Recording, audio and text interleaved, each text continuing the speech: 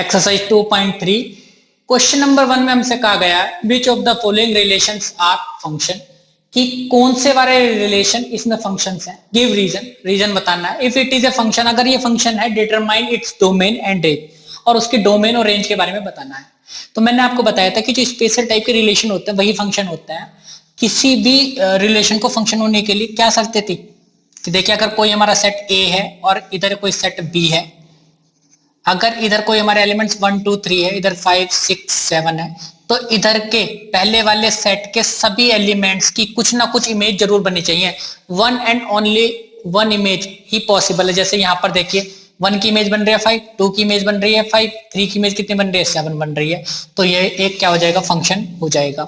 अगर कोई एक रिलेशन हमारा इस तरह से है कि कोई सेट ए है, इधर सेट बी है, कि इधर हमारा 1 2 3 4 है, इधर हमारा 2 5 है, कि 1 2 से कनेक्ट हो रहा है, 3 5 से कनेक्ट हो रहा है, तो ये भी 5 से कनेक्ट हो रहा है, और इधर का जो 4 एलिमेंट है वो कनेक्ट नहीं हो रहा है, मतलब इसकी कोई इमेज नहीं बन रही है, तो ये हमारा क्या हो जाता था, ये फंक्शन नहीं होता था।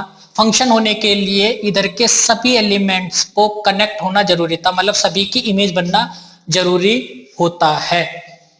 तो देखते हैं इस वाले पार्ट में।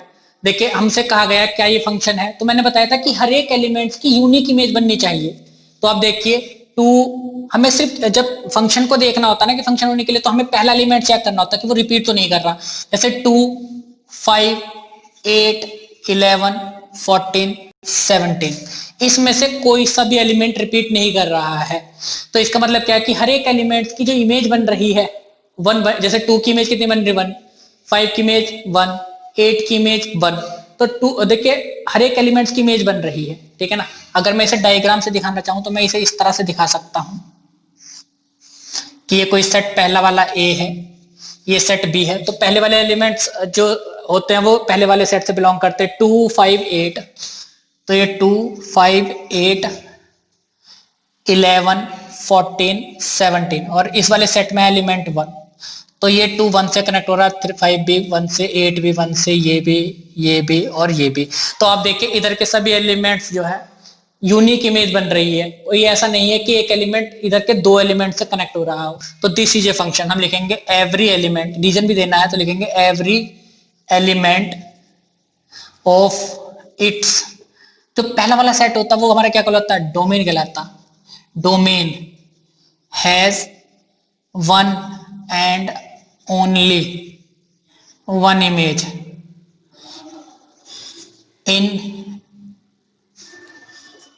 one and only one image बना रहा है, so it is a function। तो ये क्या हो जाएगा, हमारा फंक्शन हो जाएगा। सेकंड पार्ट में देखते हैं। देखिए ये वाला एलिमेंट क्या है, 2 4 6 8 10 12 और 14, ये भी रिपीट नहीं कर रहा। बिल्कुल यही लैंग्वेज लिखेंगे कि every element of its domain has one and only one image, so it is a function. तो ये भी हमारा क्या हो जाएगा, ये वाला भी हमारा जो रिलेशन है ये फंक्शन हो जाएगा। यहाँ पे चेक करते हैं। देखिए पहला वाला एलिमेंट 1 था, यहाँ पर ये दोबारा से 1 आ गया, रिपीट कर गया।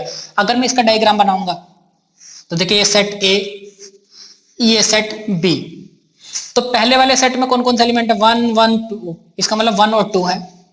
यहाँ कौन कौन सा एलिमेंट है दूसरे वाले सेट में, 3 5 5, तो यहाँ 3 है और 5 है। तो 1 की 2 इमेज बन रही है। देखिए 1 3 से भी कनेक्ट हो रहा है और 1 5 से भी कनेक्ट हो रहा है। देखिए इधर का एक एलिमेंट इधर 2 एलिमेंट से कनेक्ट नहीं हो सकता। इधर के सारे एलिमेंट एक से कनेक्ट हो जाए, चाहे 2 एलिमेंट इधर के एक एलिमेंट से कनेक्ट हो जाए, तब तो वो फंक्शन रहेगा। लेकिन इधर का एक एलिमेंट इधर 2 से इमेज नहीं बना सकता। तो जैसे 2 से इमेज बना दिया तो क्या हो जाएगा, ये फंक्शन नहीं होगा। तो हम यहां लिखेंगे कि 1 has 2 images 3 and 5, so it is not a function। तो ये वाला जो रिलेशन रहेगा ना, ये जो रिलेशन हमें गिवन है ये फंक्शन नहीं होगा, क्योंकि फंक्शन वही होता है, स्पेशल टाइप के जो रिलेशन होते हैं वही फंक्शन होते हैं। तो ये वाला रिलेशन हमसे कहा गया था कि if it is a function, अगर इन तीनों में कोई फंक्शन है तो हमें इनकी डोमेन और रेंज बतानी है। तो डोमेन क्या होता है, मैंने आपको बताया था, जो पहले वाला सेट होता है ना वो क्या कहलाता है, हमारा डोमेन कहलाता है। फंक्शन के केस में पहला वाला जो होता है सेट वो डोमेन होता है। तो ये कितना हो जाएगा, 2 5 8 11 14 और 17। या पहले वाले एलिमेंट्स को लिख दीजिए, ये सब पहले एलिमेंट्स क्या होते हैं, ये हमारी डोमेन होते हैं। ये रिलेशन में भी हम इसी तरह से कर रहे थे।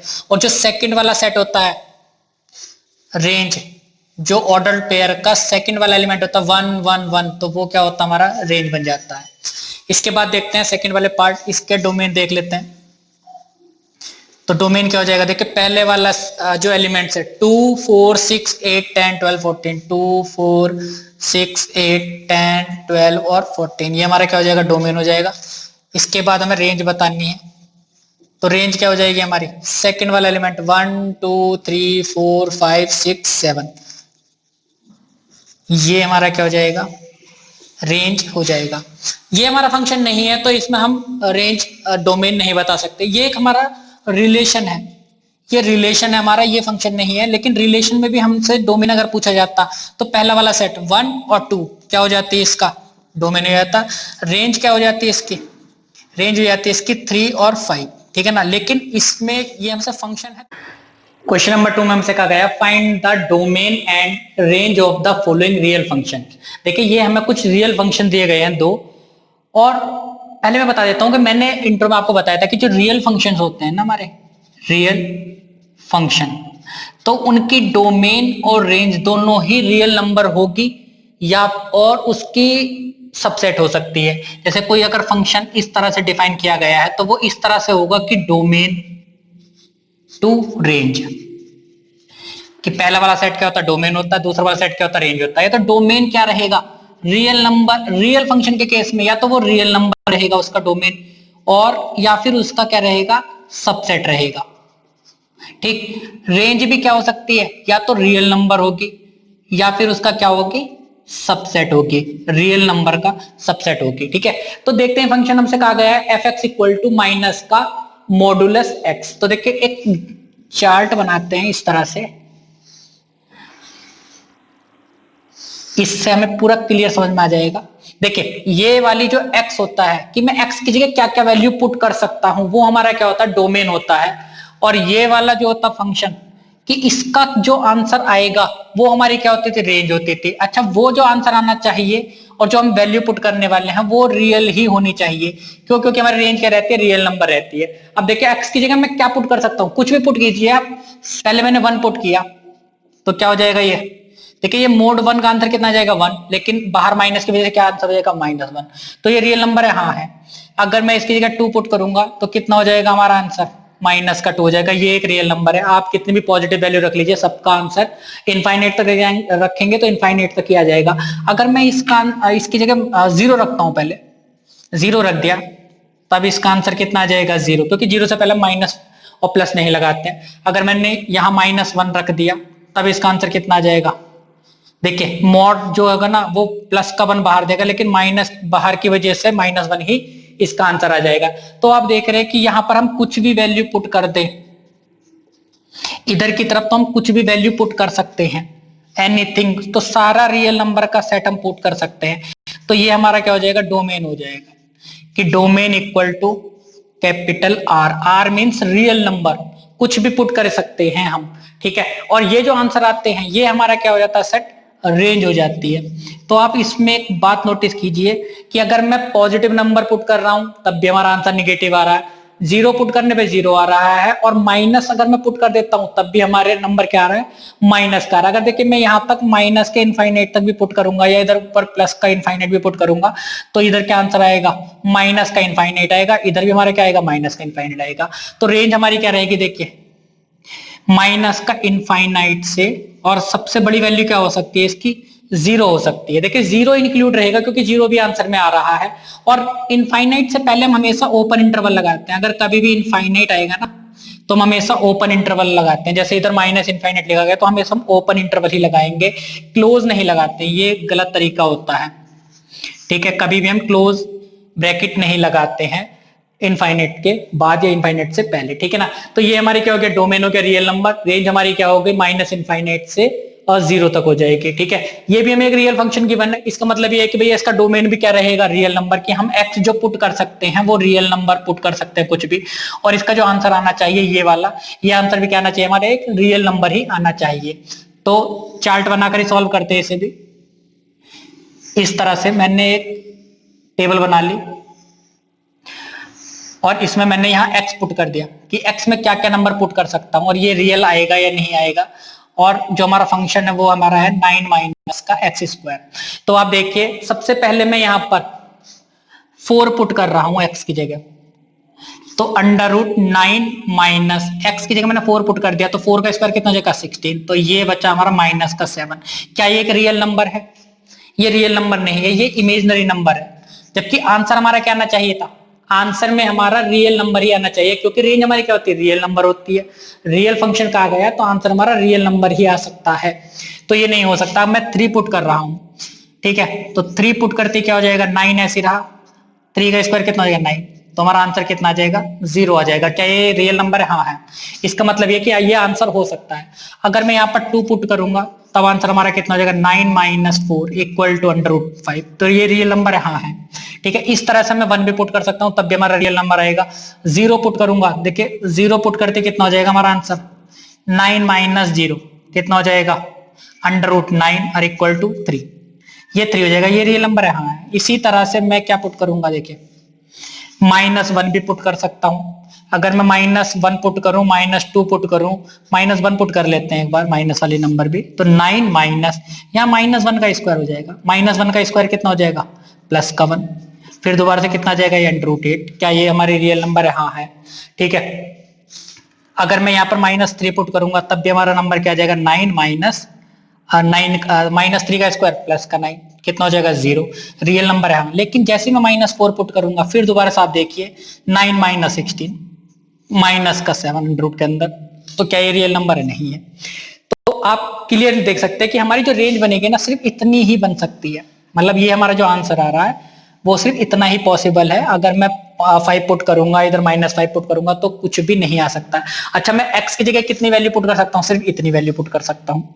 तो ये तो हमारा क्या हो जाएगा डोमेन, कि भाई मैं x की जगह जो वैल्यू पुट कर सकता हूं वो हमारा क्या होता है डोमेन। तो आप खुद देख लीजिए, डोमेन जो हमारा है वो -3 से और 3 के बीच 3 तक लाई कर रहा है, ठीक है ना। तो डोमेन हमारा क्या हो जाएगा, ठीक है, मैं -3 भी पुट कर सकता हूं तो -3 भी इंक्लूड होगा। इस क्लोज इंटरवल का मतलब होता है कि -3 भी इंक्लूड है और इधर प्लस का 3 भी मैं इंक्लूड करूंगा, तो ये वाला हमारा क्या हो जाएगा डोमेन हो जाएगा। अच्छा, रेंज, इसका आंसर कहां से कहां तक आ रहा है, देखिए सबसे छोटा जो इसका आंसर है वो है 0, ठीक है ना, तो 0 भी आ रहा है इसका आंसर। और सबसे बड़ा आंसर इसमें क्या आ रहा है, देखिए 3 आ रहा है। ये जो अंडर रूट 8 है ये 3 से छोटा है, 2 अंडर रूट 2 भी लिख सकते हैं इसे हम, और 2 से बड़ा है लेकिन 3 से छोटा है। जो सबसे बड़ी वैल्यू है वो इसकी 3 है, तो इसकी जो रेंज हो जाएगी वो क्या हो जाएगी 0 से 3 तक इसकी रेंज हो जाएगी। ठीक है, देखते हैं क्वेश्चन नंबर 3 में हमसे कहा गया है a function f is defined by fx। देखिए ये फंक्शन गिवन है 2x माइनस का 5, write down the values of f0। देखिए जहां पर हम f0 फाइंड करना तो मुझे x के क्या पुट करना पड़ेगा 0 पुट करना पड़ेगा।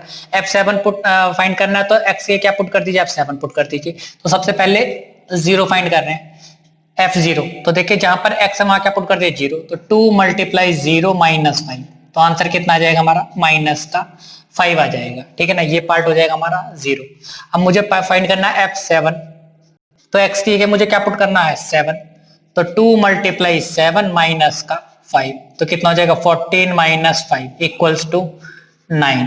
f माइनस 3 फाइंड करना है तो x की जगह क्या पुट कर दीजिए माइनस का 3, तो 2 माइनस का 3 और माइनस का 5, 2 3 जा 6, माइनस का 6 और माइनस का 5 कितना हो जाएगा माइनस का 11 हो जाएगा। ठीक है ना, करते हैं नेक्स्ट क्वेश्चन। क्वेश्चन नंबर 4 में से कहा गया था फंक्शन t, एक फंक्शन t है। देखिए जैसे हमें f x लिख देते हैं तो हमें फंक्शन को f कह देते हैं। अब यहाँ पे हमसे कहा गया ना t फंक्शन, तो इसका मतलब tc, ठीक है ना, which maps temperature in degree Celsius into temperature in Fahrenheit. ठीक है ना, हिंदुस्तान में जो होता है टेम्परेचर हम किस में नापते हैं सेल्सियस में नापते हैं हमने भारत में, और जो बाहर है विदेशों में जो टेम्परेचर नापा जाता है वो किस में नापा जाता है फॉरेनहाइट में नापा जाता है। तो उसमें एक रिलेशन होता है कि यहाँ पर TC जो होता है वो 9c/5 + 32 होता है। ठीक है ना, तो ये हमारा बेसिकली क्या है फॉरेनहाइट है, f भी लिख सकते हैं हम यहाँ पर। ठीक है ना, तो हमारा टेम्परेचर किस में आ जाएगा फॉरेनहाइट में।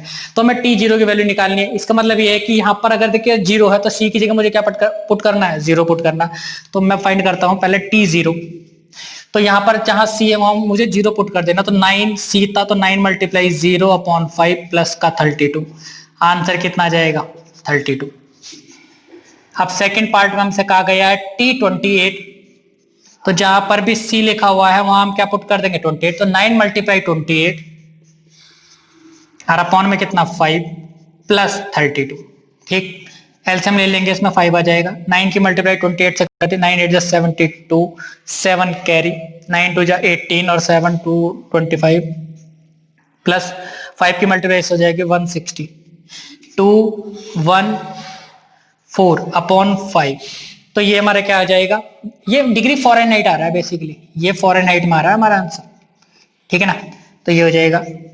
अब हम पुट करना है T-10, तो जहां पर भी हमारा C है वहां क्या पुट कर देंगे हम 9 मल्टीप्लाई माइनस का 10 अपॉन में 5 प्लस का 32, 5 2 10, कितना हो जाएगा माइनस का 18 प्लस का 32, कितना हो जाएगा आंसर प्लस का 14 डिग्री फॉरेनहाइट।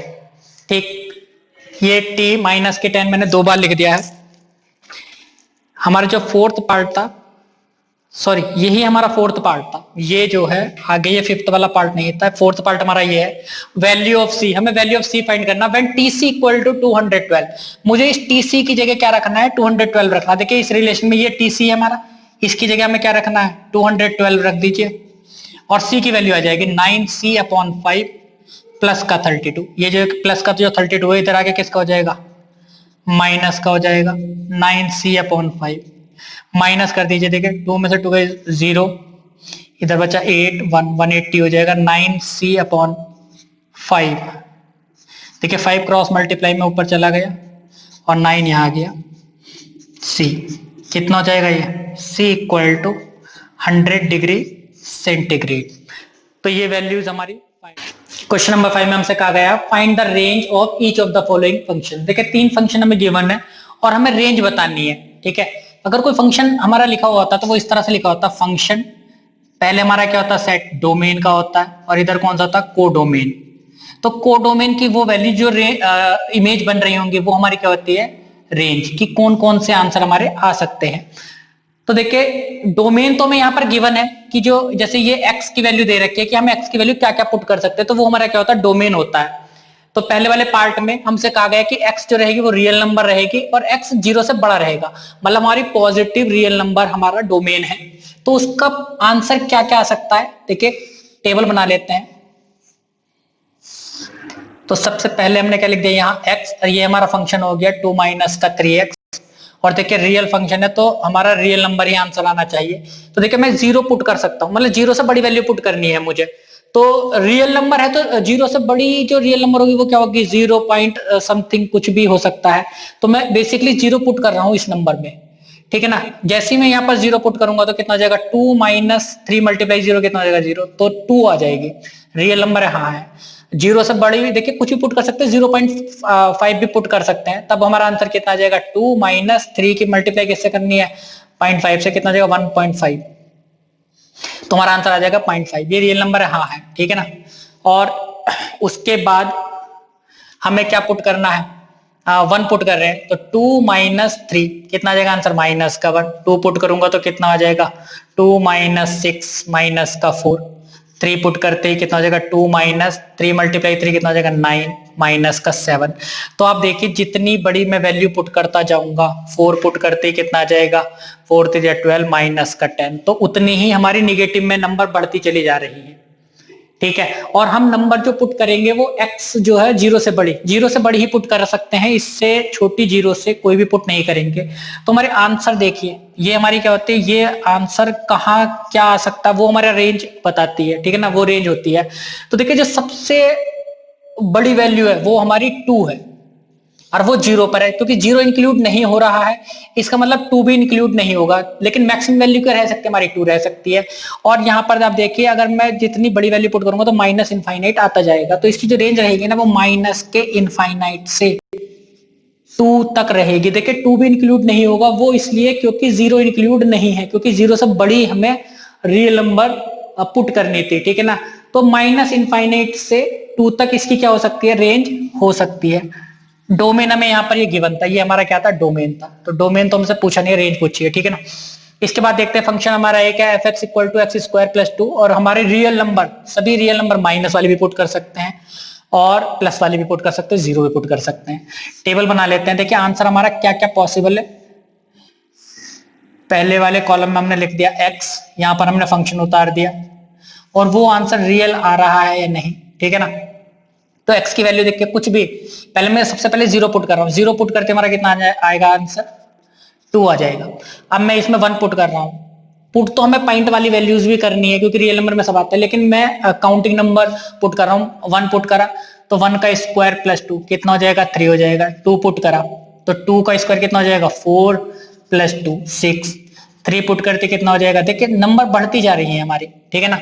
अब इस तरह से मैं अगर मैं बढ़ता जाऊंगा तो वो इनफाइनाइट तक पहुंच जाएंगी, प्लस के इनफाइनाइट तक पहुंच जाएगा। मैं माइनस पुट करके देख सकता हूँ क्योंकि सभी रियल नंबर हमें रियल वैल्यूज पुट करके देखनी है। -1 पुट करते क्या हो जाएगा, -1 का स्क्वायर भी हमारा क्या हो जाएगा प्लस का 1 प्लस 2, फिर दोबारा से देखिए 3, इन दोनों की हमारी क्या हो रही है, सेम वैल्यू आ रही है।